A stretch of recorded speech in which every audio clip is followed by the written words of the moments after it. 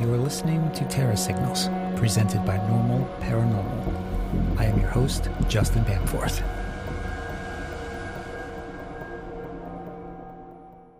The subject matter in the following episode may not be suitable for all audiences. It contains graphic descriptions of fire fatalities, burn scenes, and crime scene investigations. If you are easily disturbed or sensitive to this sort of content, then the following episode may not be for you. Listener discretion is advised. In the previous episode, I sat down with Larry Arnold, who discussed his research into the phenomenon known as SHC, spontaneous human combustion, or as he now prefers to call it, sudden human cremation. Either way, it's a very rare but extremely bizarre event that takes place rather unexpectedly, as it renders the human body into virtually a pile of ash, although in some cases a random limb or body part is left behind, while seemingly doing no damage to surrounding areas of the environment in which it occurs. But what about those that survive SHC? Let's pick up where we left off. We've covered a lot of cases where the victims did not survive, but there have been a bunch of cases where they have survived, right? Yes. At least, let's say it is our assessment and our conclusion that not only does sudden human cremation occur in these remarkable fatality cases, these remarkable fatal fire scenes, but we actually can come back and defend spontaneous human combustion for the survivors of partial bizarre human burnings. Yeah, let's get into that. Let's tackle that subject. This is an area where the skeptics really don't want to go, and where they get really annoyed with Larry Arnold. But as we've seen Joe Nickel recently attest on a television show that did not involve our participation, he said in conclusion regarding Dr. Bentley specifically, but SHC in general, these cases can't happen because chemistry can't explain them.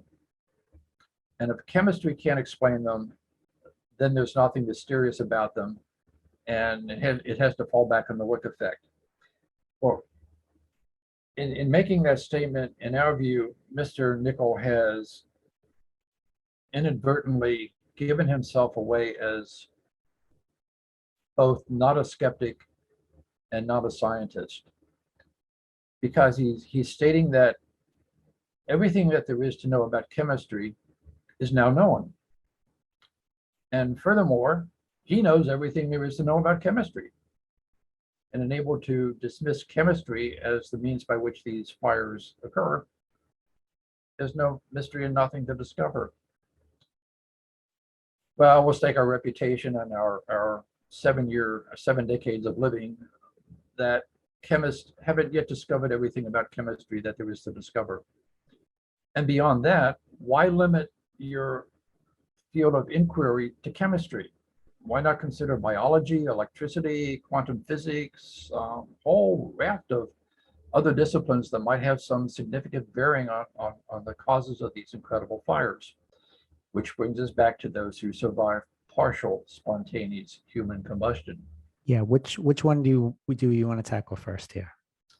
Well, let's start with Jack Angel, because this was the first case that we were able to investigate and conclude that something not only quite remarkable, but something quite unexplainable has happened to this traveling salesman who was asleep one night, or probably several nights, in his motorhome in Savannah, Georgia in 1974. Mr. Angel was happily married at the time, earning a good living as a clothing salesman traveling on the road. He went to sleep expecting to meet with a client the following morning. He told us that he missed that appointment, and when he awakened, he noticed that his right forearm had been burned black, burned to the bone. Yet his pajamas were not damaged. The sheets on which he slept were unsinged.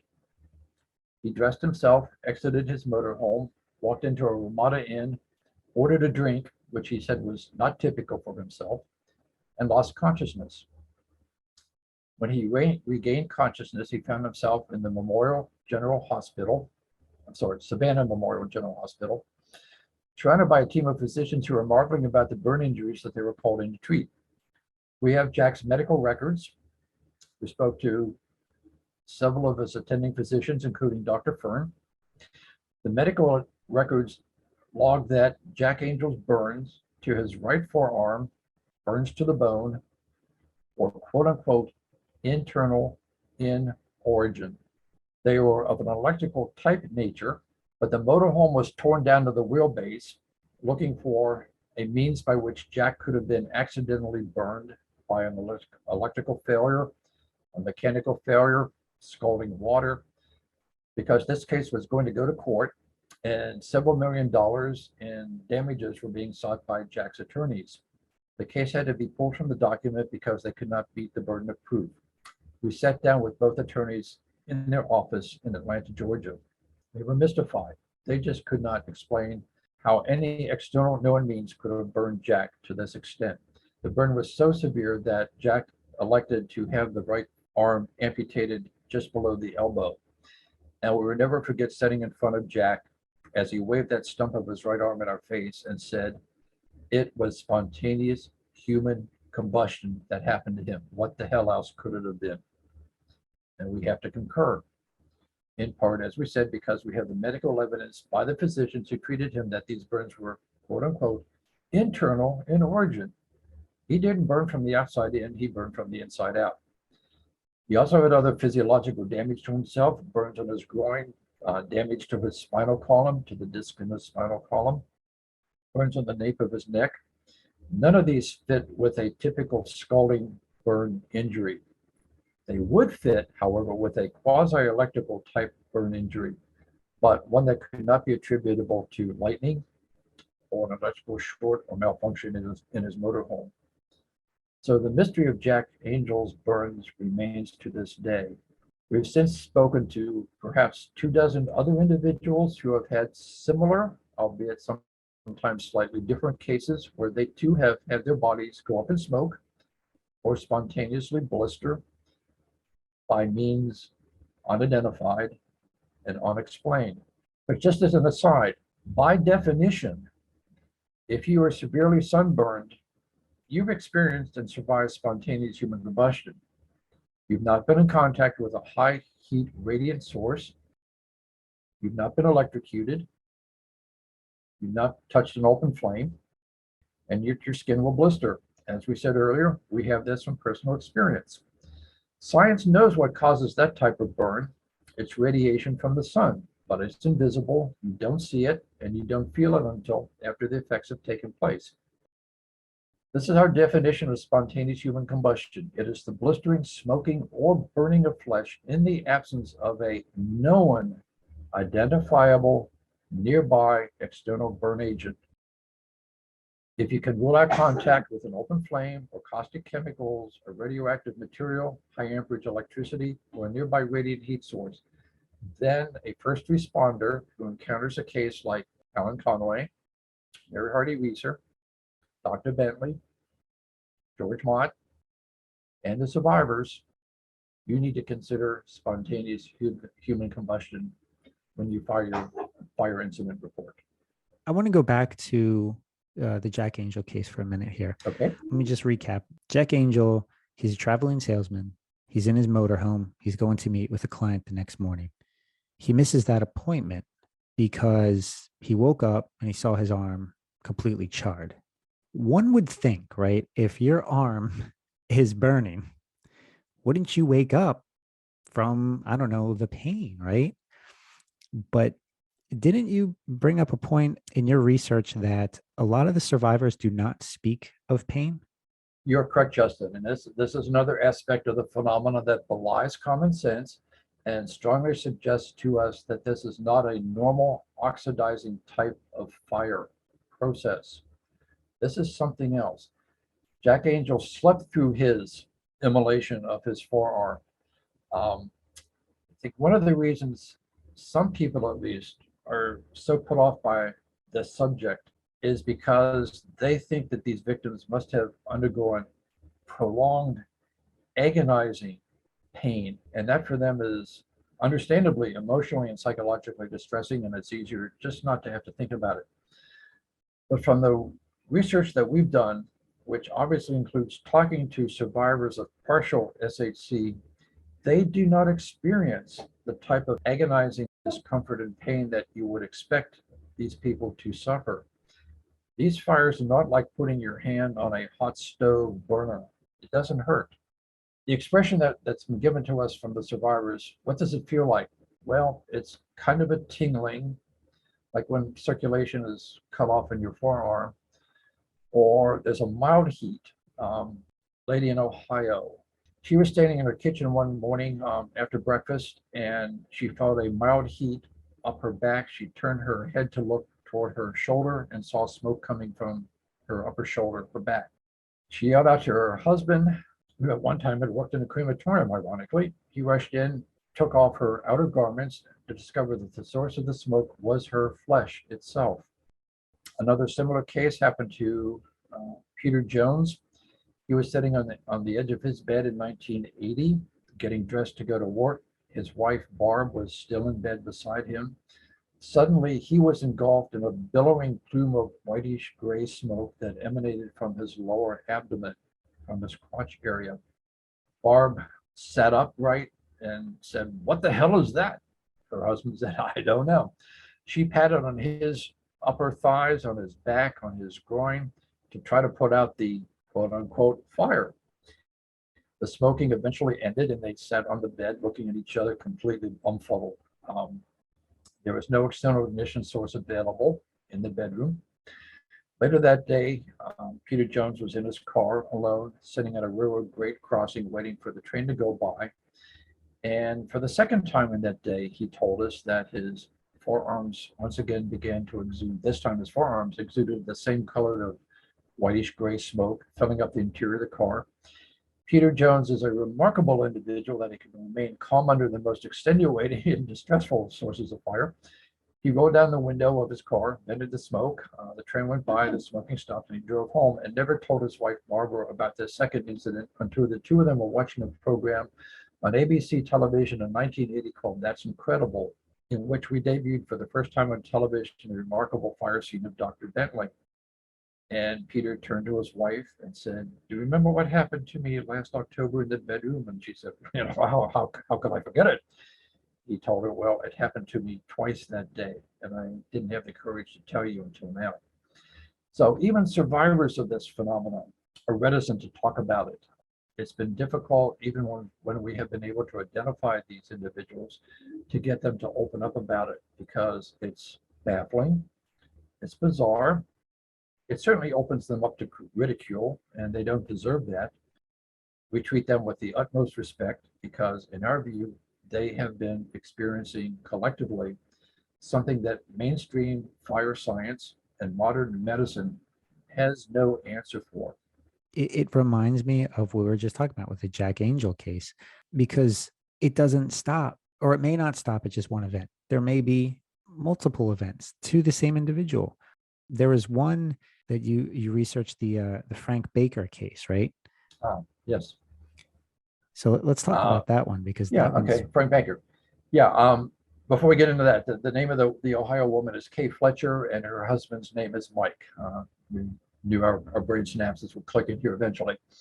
Frank Baker, Purple Heart recipient, lived in upstate New York. I'm sorry, not upstate New York, upstate Vermont.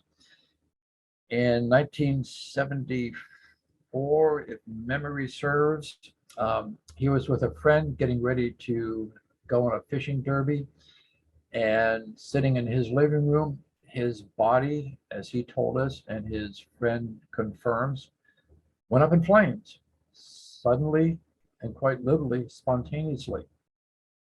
His friend leapt to his feet, rushed over to Frank, and started banging away at Frank in what would commonsensically be trying to put out the fire.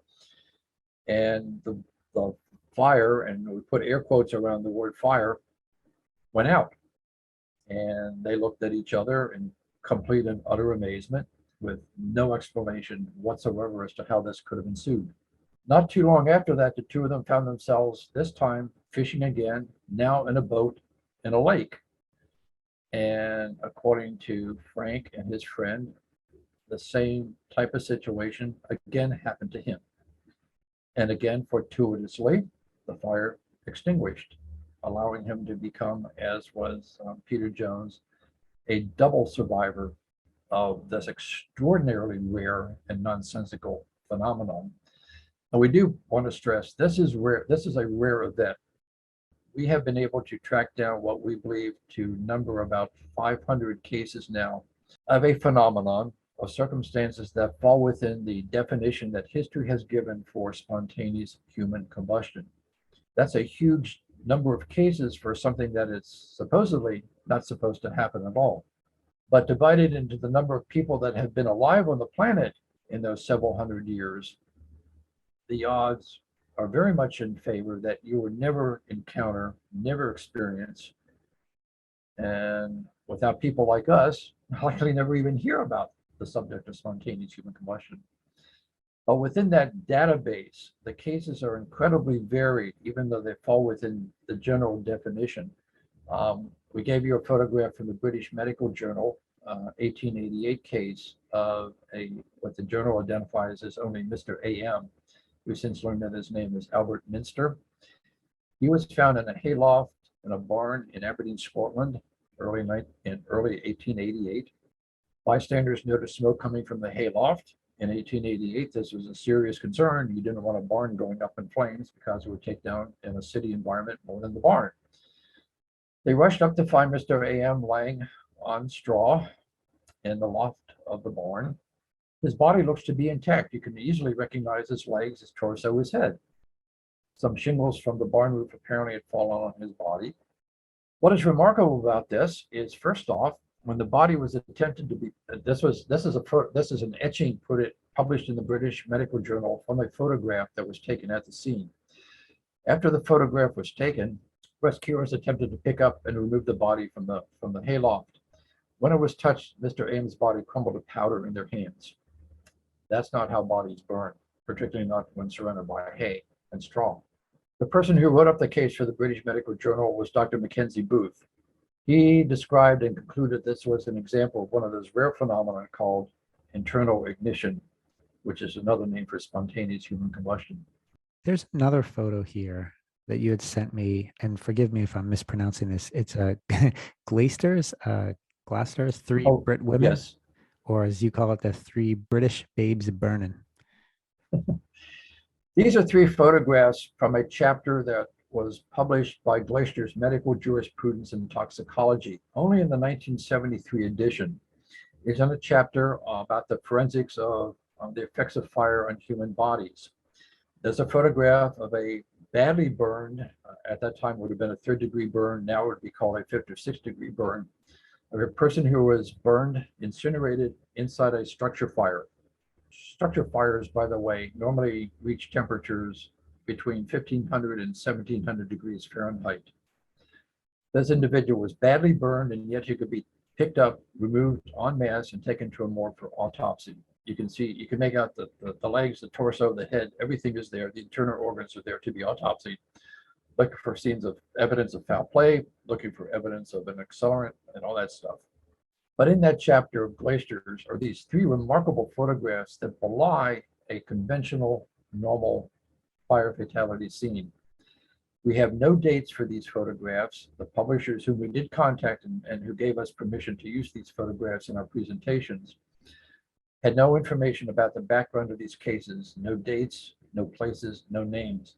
But they clearly photographically document what history has defined as classic spontaneous human combustion. The photo on the left shows two lower legs in stocking feet intact.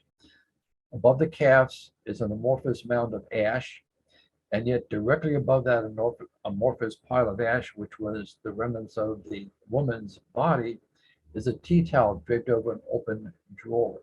That tea towel is unaffected whatsoever. The photograph in the middle is of a lady who was seated in a chair. The chair cushion is burned away down to the springs. But it looks to us like the body, the torso and the lower anatomy was burned away so that the top half intact became top heavy and tumbled off the chair and fell onto the floor. Her shoulders, forearms, and head are intact. At the other extreme of that anatomy are 2 feet intact, but everything else in between is incinerated to ashes and unidentifiable material. The photograph at the right, clearly a female, nylon stockings on her lower legs.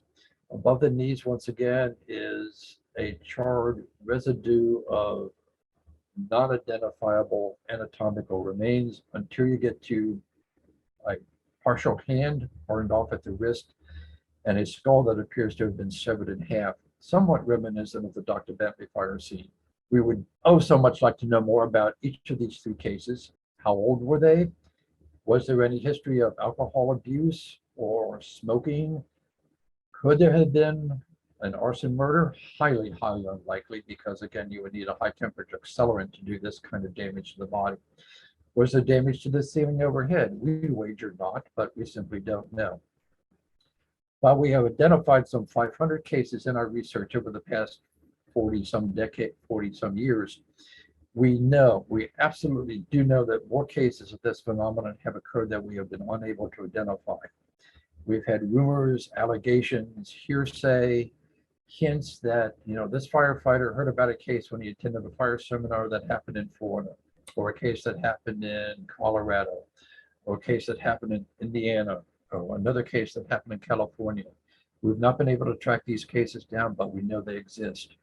Unfortunately, it's been easier for many in the fire service industry who, as we said about the fire inspector in Philadelphia, are so nonplussed, so disturbed, so unnerved by these remarkable fire scenes that it is more comfortable psychologically and emotionally for them to mentally, if not physically, sweep the ashes under the rug, so to speak, and forget about it, than to do what they are hired to do as professionals, which is to investigate fires, regardless of how conventional or how unconventional the fire may be.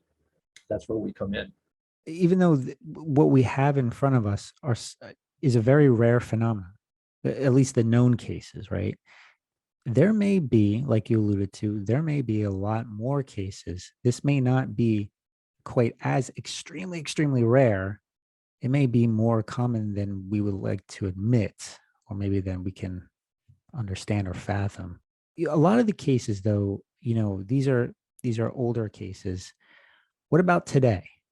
Have there been any of recent times that we can point to? Yeah, we'll argue first that all the cases that we've detailed with you are recent, from the 1950s and onward. The most recent case we are wanting to stake our research and reputation on occurred in Oklahoma in 2013. Classic case. We did not include the photograph there because there are still issues with the next of kin. We flew to Oklahoma. We met with the first responders, with the fire chief, with the sheriff, who raised the possibility that this fire fatality was indeed spontaneous human combustion. And you can imagine the ribbing and the condensate, the ridicule that he was subjected to on the internet. He's a rube. He's an Okie. He doesn't know what he's talking about. Spontaneous human combustion? Can't be. What a stupid sheriff he is.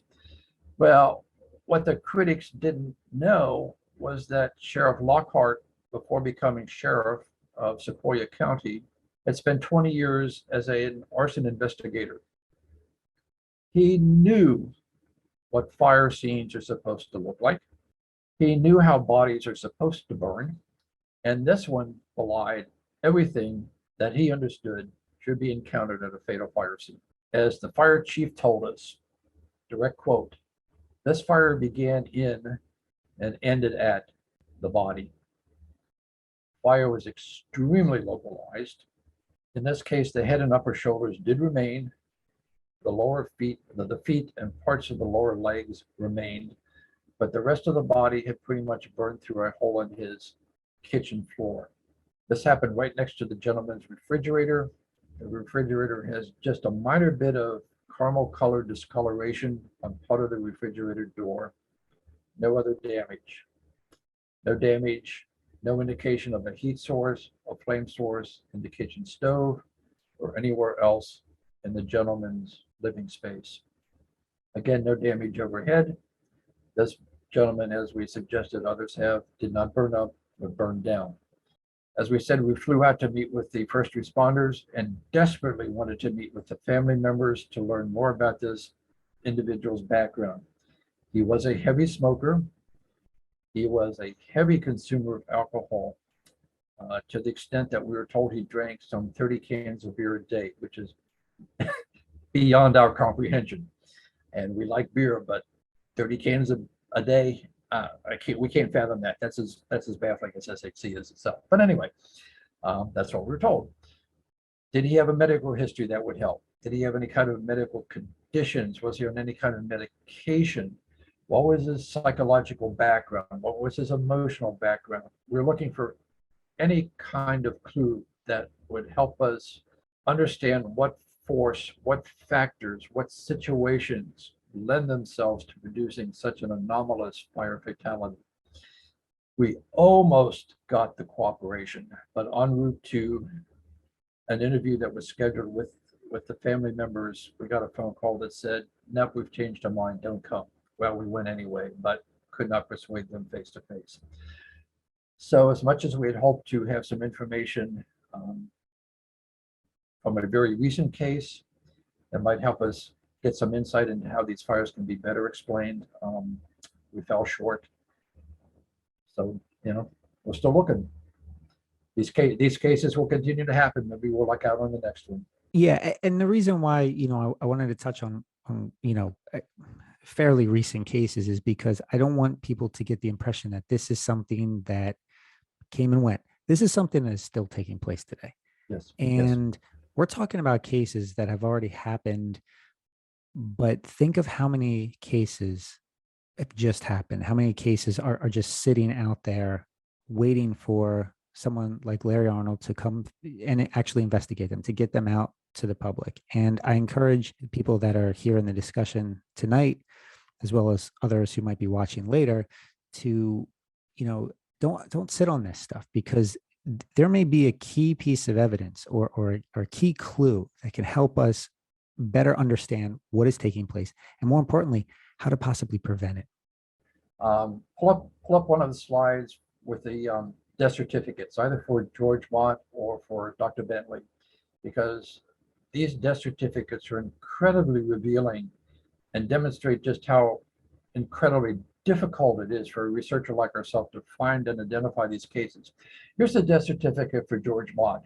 Now, this is an official document filed in court to declare just how George Mott made his physical transition.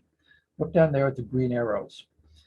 It says he died by asphyxiation, compounded by smoke inhalation, compounded by fire with advanced charring over several hours. Now, what do you need to determine asphyxiation? You need a trachea, you need lungs, or you need an esophagus. None of those body parts were extant. Clearly, with those body parts not present, you can't determine smoke inhalation. And as far as fire with advanced charring does not define a wholly dehydrated, ashen, powdered corpse. So if we had got this death certificate in our research and read that, we'd say, there's no SHC here. This is a normal 3rd or 4th degree burn injury case. You find the same thing in Dr. Bentley's death certificate. But once again, his official cause of death is asphyxiation, compounded by advanced charring, with burns to 98% of his, well, it says 90% burning of body.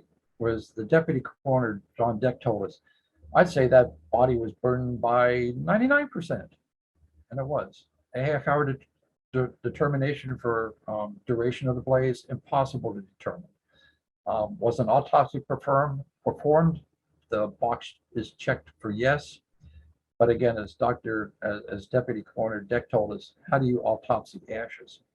So death certificates, even though they are supposed to be official, honest reporting of how a death occurred, in cases that fit the definition of SHC, they don't provide a lot of help. And in fact, they're erroneous and misleading.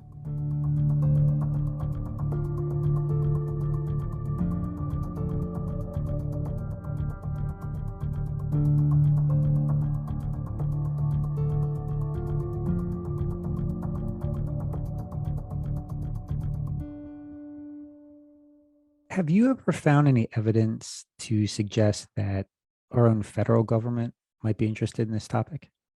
Oh, wow. What an interesting question. Um, what comes to mind is a flight back from the West Coast where we had done a television show. We were sitting with a gentleman, and conversation eventually led to why we had been in California. And of course, we talked about SHC. And he says, I work for the government. And I've heard about this, and his comments were quite cryptic and rather general, but he led us to believe that parts of our government does know about this phenomenon and quite possibly had done research about it. Now, the military, the US Army has developed weaponry that can project sound waves at a distance that will cause intense internal thermal heating of the target, disabling that disabling that person. So we have developed, the US government has developed weaponry, we suppose technically, if tuned strongly enough, could actually burn the individual, not just create injurious, debilitating heat injury to that individual. That's as far as we can go. We did contact the FBI through Freedom of Information regarding information for the Reeser case, because ostensibly it was said at the time that remains of Mrs. Reeser had been sent to the FBI lab for analysis. We wanted that information. What we got back was a folder that was incomplete. We know that for a fact, and contained a lot of photographs that, to the best of our ability, have no applicability, no relevance whatsoever to the Reeser fire scene. So things in the government are a little weird when it comes to this subject, and that's about as much as we can say about it. Have you ever had, since we're on this topic, have you yourself ever been actively told to keep quiet or stop pursuing a particular case? I think, Justin, you're the first person that ever posed that question to us. Let us ponder that for a moment. At this moment, we don't consciously recall any incident where we have been flat out told to drop the investigation. We were approached several years ago as a potential expert witness to a case that the defense thought was spontaneous combustion, and the prosecution was trying to find an external cause for an insurance settlement. Before we got to appear in court, we were told the case had been settled out of court, so we did not have the opportunity to testify. We don't know what that case was about. That's not quite being told, shut up. Many of our critics would wish that we would shut up and go away, that's for certain. But other than being ushered out of the fire inspector's office in Philadelphia after we showed him the photographs, and he said his response would be, I'd go out, get drunk, and forget about it. We were escorted out of the office, down the elevator, and literally walked to the sidewalk, and the door was shut behind us. That's as close probably as we can currently recall being ostracized or told not to pursue the subject further. Since we are on the subject of alcohol with some of these cases, including the one in Oklahoma, there's a rare syndrome that some have called auto brewery syndrome, which is like a gut fermentation syndrome, sometimes called drunkenness disease. I don't know how familiar you are with that, but is it possible that some of these subjects may have had this, or like that their system was like, alcohol in some way, and that's what could have led to these flammable conditions? What are your thoughts on that? Yeah, we're not familiar. We're not knowledgeable with that specific incident or that condition. We'll try to look it up and see if we can learn something. Alcohol and SHC was linked in the early history of the topic up until about 1850, when a German scientist, von Liebig, did an experiment with alcohol-soaked tissue, because at that time it was claimed that all victims of SHC were elderly, senile, sedentary, and besotted drunkards. He soaked his burn sample with alcohol, and it would not sustain combustion. Same result that we got in our numerous experiments. And ergo, Liebig said that because his experiments failed, alcohol cannot be a fuel for spontaneous human combustion, and ergo, because we rule out that specific fuel, spontaneous human combustion itself is a non-entity. It's bad scientific reasoning, but he had the reputation and the scientific standing in his day that basically that has become the de facto fallback upon ever since.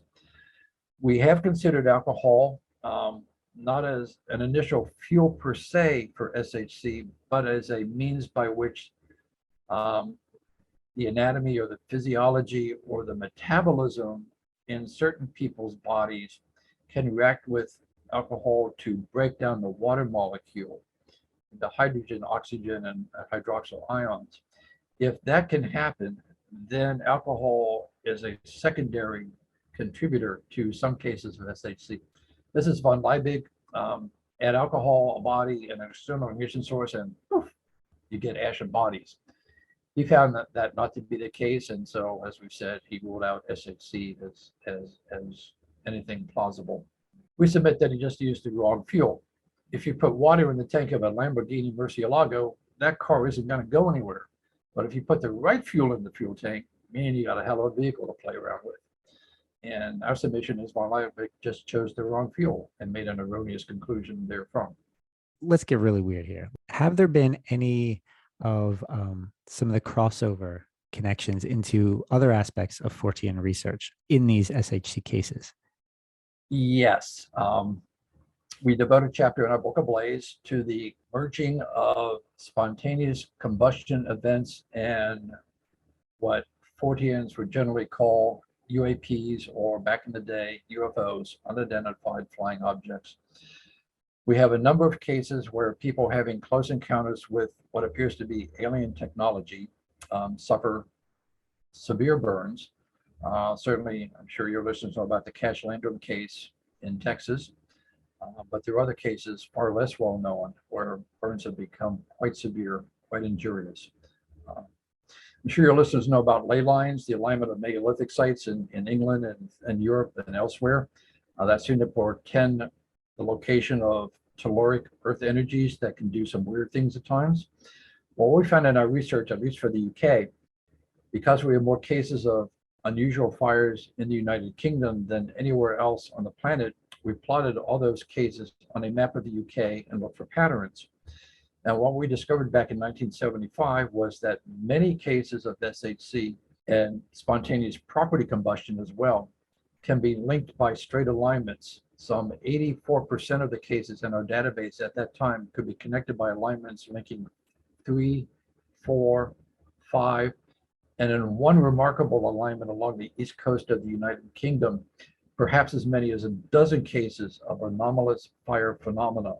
Now, statistically, that is hugely significant and suggests to us that there are energies in the planet that if a person or property is at a particular spot on one of those alignments at the wrong time, that house, that body, that animal will spontaneously burn.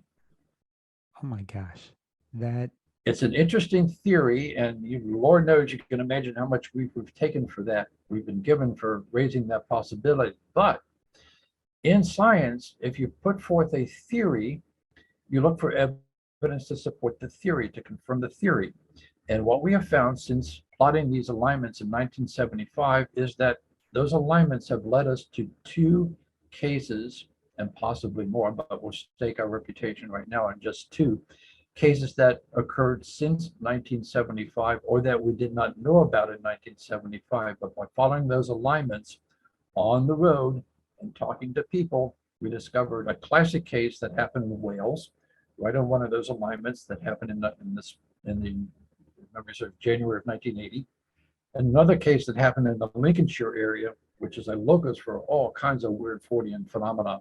A case that when we sat down with the fire brigade commander for Lincolnshire, introduced ourselves and explained why we're there, told him that we'd been led to this area thinking we might find some cases that had not been publicized. Did he know of any? And the commander's first response to us was, nope, don't have any cases like that. But then he got really quiet and he pushed the chair back from his desk and leans back into the chair, and sitting beside him, we could just envision the gears going in his brain. He's trying to recall something, and he comes back up, sits up at his desk, he looks at it and says, no, Larry, couple years ago, we had this fire. Neighbors hadn't seen the guy for a couple of days. They called us out. We went in the house, didn't find anybody, came back out. The neighbor said, he has to be in there. We haven't seen him outside. He's got to be back in there. This is a tar paper, literally a tinderbox of an environment. Oiled paper for the windows, stacks of newspapers, whole masses of combustible material in the house. Fire crew goes back in. Can't find him. Come back out. He's got to be in there, they're told. They go in a third time. They find him the third time. What they found was a pile of ash between stacks of newspapers, unburned. And the firemen had literally walked through his ashen remains looking for his body. The body had burned to powder between stacks of unburned newspaper. How do you explain that? I mean, not by oxidizing combustion, certainly not by the wick effect. That is unbelievable. We look at fire patterns, and we talk to the first responders, and we talk to other firefighters who have expertise in structure fires, and ask them, do these fire patterns make any sense to you? And if they don't, then we look for unconventional sources to explain those patterns. In poltergeist fires in particular, it's easier to come up with a non-conventional situation. There was a fire down in Warncliffe, West Virginia, that we had the privilege to go down and investigate. This is a case where the Gene Clemens family was having spontaneous fires erupt out of wall outlets after the electricity had been killed at the power pole, of children's clothing and toys, bedding materials erupting in open flame combustion. By the time we got down there, we missed, sadly, by one day, the last documented open flame combustion event. This was when firemen went into the house. This was after power had been killed to the entire property. They were milling around and were told that a mattress in a back bedroom had suddenly erupted into flame. As they're running down the hallway to get the mattress out of the house, one of the firemen looks into the bathroom along the hallway, and notices some towels hanging on a wooden towel rack. Everything's intact. They get to the end of the hall, get the burning mattress. As they're bringing that burning mattress back down the hallway, fireman looks in the bathroom, and now those towels on the wooden rack are aflame. They have to get those out as well. As we said, we missed being able to document and personally witness the open flame combustion by one day. But while we were down there in Warncliffe, fire chief got a call from another property saying that a mattress at that house was exhibiting odd thermal phenomena. We accompanied the fire crew to that house, and with them can attest that in the mattress in that household, there was a hot spot that was moving around within the mattress. You could hold your hand above the mattress and follow the heat migrating through that mattress. Very strange, very bizarre. In the Clemens house, the Clemens fires fit the concept of a poltergeist fire, yes. As far as this mattress with the thermal issues, it doesn't fit anything that we know about. It was kind of a standalone. Now, what we did do when we were down there, we asked the fire department if they had heard about any other similar fires or responded to any other similar fires. And Grimmett paused for a moment. He says, yeah, there have been a couple. And we plotted them on a topo map. And what we discovered was that most of the fires could be connected by two circles, each circle a mile in diameter. Now, once again, this brings us back to the concept of the cartography of combustion. That some of these very inexplicable, bizarre fires form geometric patterns, circles or alignments on the terrain, suggesting that the energy is telluric in nature. But this is a concept that is so alien to mainstream fire science that they just don't know what to do with it, which is another problem for the kind of research that we try to pursue. The mental conditions of a victim, the medications that the victim might be on, the nature of the property, weather, environmental factors, these things are not recorded in normal fire log reports.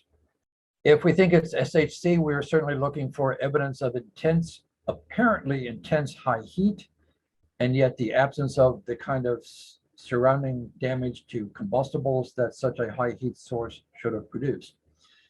We're looking for the absence of noxious odor of burned flesh, in these cases that fit the definition of SHC, either there is a sweet aroma present or there is no odor reported at all.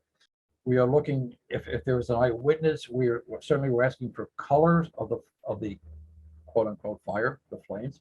One case, there's a bluish green flame having been reported. We have reports of a silver argent colored flame, but most often what we hear are reports of a bright electric blue colored fire, the color that you see at the tip of an acetylene welding torch when it's lit. So that is suggesting to us that we're dealing once again with not an oxidizing type of combustion event, but something that's bioelectrical or some kind of bioenergy phenomenon, perhaps something at the quantum level. All right. So I don't want to forget about this too. The possibility that, when you talk about like chi energy, right? And you brought up in some of these cases that were witnessed, they saw this bluish green flame from the abdomen region. That is where chi is believed to be housed, right? Again, purely speculation, but do you think that there's a connection to the chi?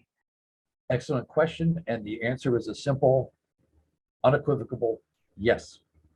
Not for all cases, but for some cases, absolutely. That is a credible theory to pursue. And we have good reason to believe that in some cases, this is exactly the best explanation for what happened to some of these individuals. The reason we say that is in part documented in a chapter in our book about chi, prana, and these quasi-electrical energies that all living beings, we believe, possess. It's part of what makes the person alive. We had the privilege to meet with Gopi Krishna many years ago, face to face. He was a leading proponent of Kundalini as an energy that can broaden, enhance human consciousness. But in his personal experiences, he wrote about a time when the Kundalini in his body, the dual aspects of the Kundalini, had become out of balance. And for him, it created a tremendous amount of heat in his body, he said.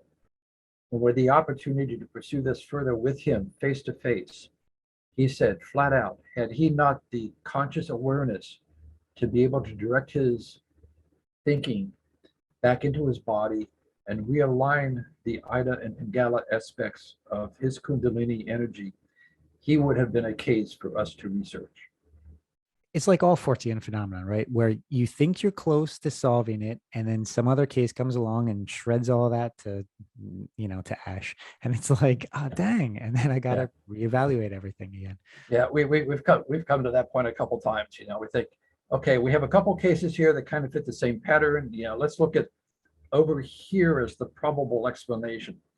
And then we get another case that just completely throws that aside, and one of our critics has said, we ask him, why are you unable to assimilate and accept the research that we've compiled? And his response to us was quite quick and without hesitation.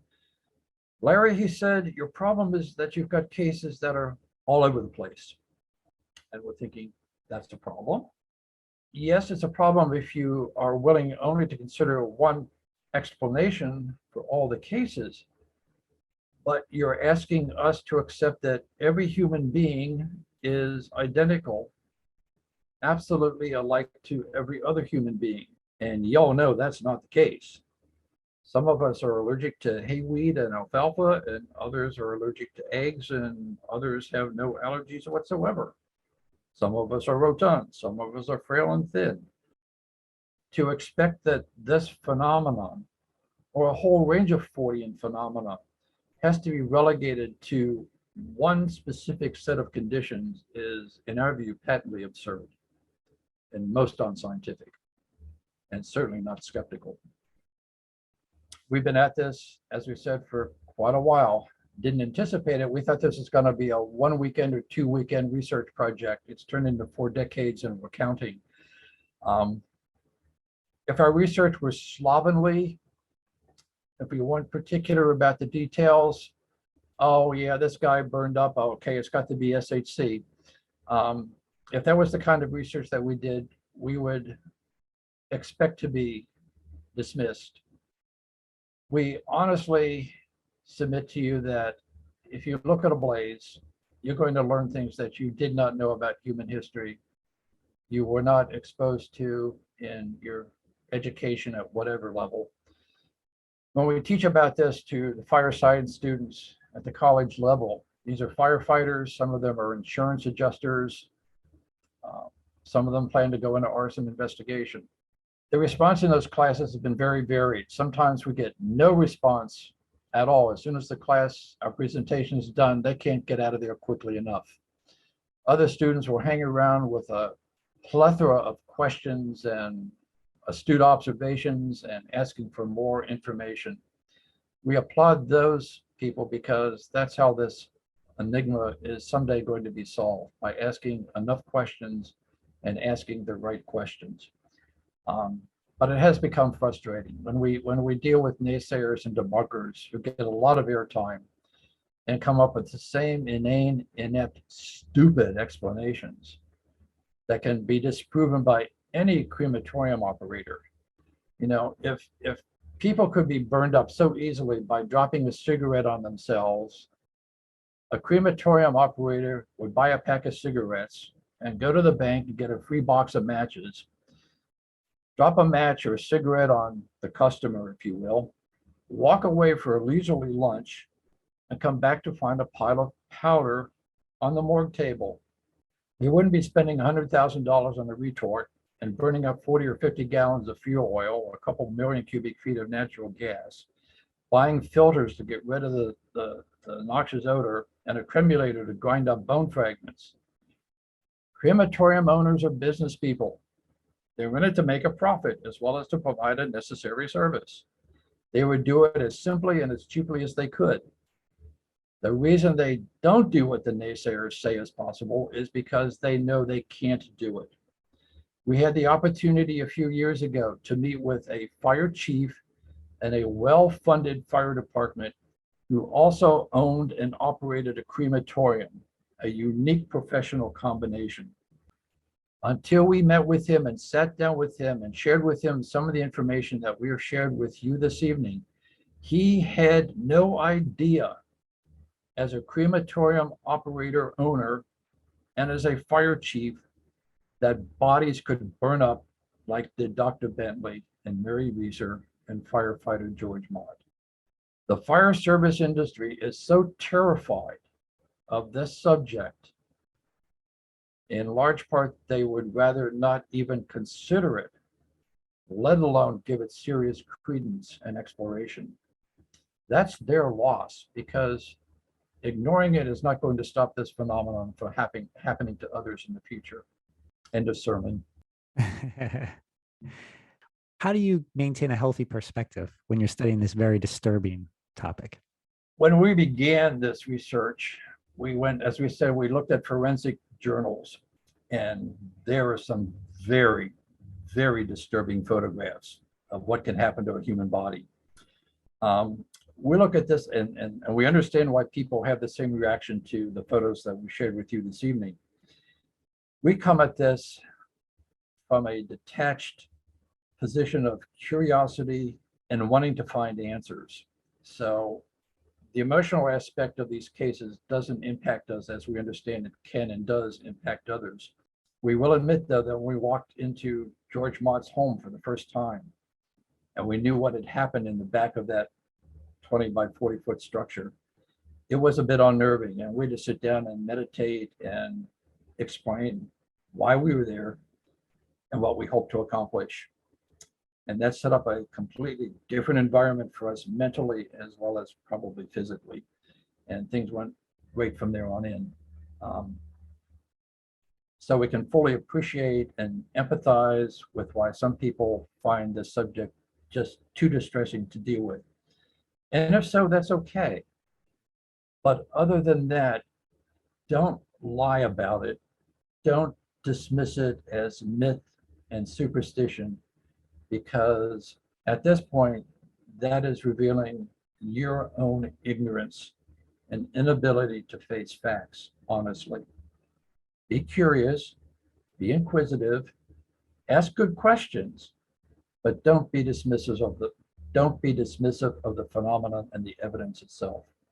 Well said. One question from my brother here. He says, any thoughts as to why the legs and feet are often the only remains? Yes, we do have thoughts about that. In the classic cases of SHC, sudden human cremation, the focus of the destruction appears to be in the solar plexus area, the lower abdominal region of the body. And we believe both from intuition, from looking at the data, and looking at the cases that have eyewitness reports associated with them, the source of the energy from many of these classic cases appears to be in the solar plexus area. That brings us back to Kundalini and Ki and chakras and that kind of Eastern metaphysical stuff that Western medicine doesn't know a whole lot about, an exception being Dr. Lee Sanella out of California. Recommend his books to you because that addresses this subject. But if that is the locus of the energy, it appears to us that that energy, once it is triggered, once it is released, it radiates outward like a fireball, perhaps a foot radius.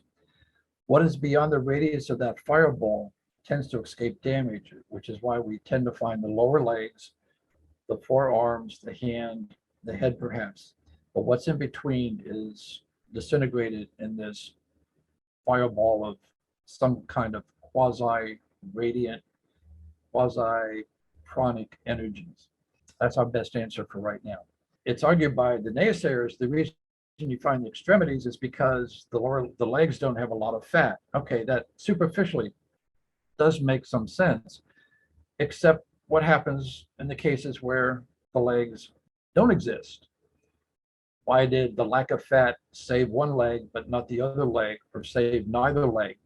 We also have a few cases. One comes from Vitry, France in 1731, where the lady was discovered with her fingers and much of her centered body burned to firebrands, i.e. dried ash, like you get a burned twig in a fireplace. And yet her ashen fingers were lying on folds of her garment, the clothing unburned. Go figure that one out. This whole conversation tonight has been absolutely fascinating. How can people get a hold of you?